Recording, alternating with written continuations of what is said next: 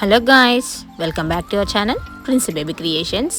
ఈరోజు వీడియో ఏంటంటే egg masala gravy curry అయితే చేసానండి. చాలా బాగా కుదిరింది. ముందుగా ప్రాసెస్లోకి అయితే వెళ్దాము. ముందుగా కడాయిలో ఆయిల్ వేసుకొని ఆనియన్స్ని పొడుగా కట్ చేసుకొని ఫ్రై చేసుకోవాలి. అంటే మరీ గోల్డెన్ బ్రౌన్ వచ్చేంత ఫ్రై చేయని అవసరం లేదు, కాస్త మెత్తబడితే సరిపోతుంది. చూడండి, లైట్ పింకిష్ కలర్లోనే ఉండాలి, కలర్ షేడ్ అవ్వకూడదు. ఇవి కొంచెం ఫ్రై అయిన తర్వాత ఇందులో కొన్ని అల్లం ముక్కలు, ఒక గుప్పెడు వెల్లుల్లి, మీ కారానికి సరిపడా పచ్చిమిర్చి వేసుకొని మంచిగా ఫ్రై చేసుకోవాలి.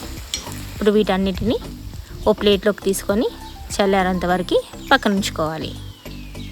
ఇప్పుడు మనం ముందుగా ఉడకపెట్టుకున్న ఎగ్స్కి చిన్న చిన్న కాట్లు పెట్టుకొని పక్కన ఉంచుకోవాలి. చూడండి, ఇలా క్రాస్లో కాట్లు పెట్టుకుంటే మసాలా అనేది లోపలికి మంచిగా వెళ్ళి ఎగ్స్ అనేవి బాగా ఫ్రై అవుతాయి.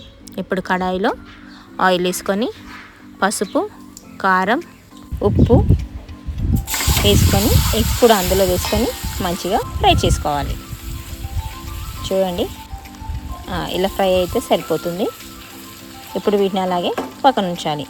ఇప్పుడు మనం ముందుగా ఫ్రై చేసిన ఆనియన్స్ అన్నిటిని మిక్సీ జార్లో వేసుకొని కొన్ని జీడిపప్పు, కొత్తిమీర కొంచెం ఎక్కువగానే వేసుకొని మంచిగా మెత్తగా మిక్సీ పట్టుకోవాలి. చూడండి, ఇలా పట్టుకొని పక్కన ఉంచుకొని ఇప్పుడు కడాయిలో ఆయిల్ వేసుకొని మనం ముందుగా మిక్సీ పట్టిన పేస్ట్ని అందులో వేసుకొని మంచిగా కలుపుకోవాలి. నేను ఆయిల్లో జీలకర్ర మసాలా వేయడం మర్చిపోయాను, అందుకే మళ్ళీ ఆయిల్లో ఫ్రై చేసి ఇందులో యాడ్ చేశాను. ఇది కొంచెం ఫ్రై అయిన తర్వాత ఆయిల్ సపరేట్ అయ్యే టైంలో ఇందులో పసుపు, ఉప్పు, కారం, ధనియాల పొడి అన్నీ వేసుకొని ఒకసారి కలుపుకోవాలి. ఇదంతా మంచిగా మిక్స్ చేసిన తర్వాత ఇందులోకి పెరుగు కూడా యాడ్ చేసి కలుపుకోవాలి, లేదంటే పెరుగు విరిగిపోతుంది. తొందరగా కలుపుకుంటే కర్రీలో కలిసిపోతుంది. ఇది మంచిగా మిక్స్ అయిన తర్వాత మనం ముందుగా ఫ్రై చేసిన ఎగ్స్ని కూడా ఇందులో యాడ్ చేసుకుందాం. ఆయిల్తో సహా ఇందులో యాడ్ చేసుకోవాలి. ఇప్పుడు అంతా ఒకసారి మళ్ళీ కలుపుకొని దీనికి కొంచెం గ్రేవీ కోసం ఒక గ్లాస్ వాటర్ అయితే యాడ్ చేస్తున్నాను. మరీ ఎక్కువ వేసినా బాగోదు.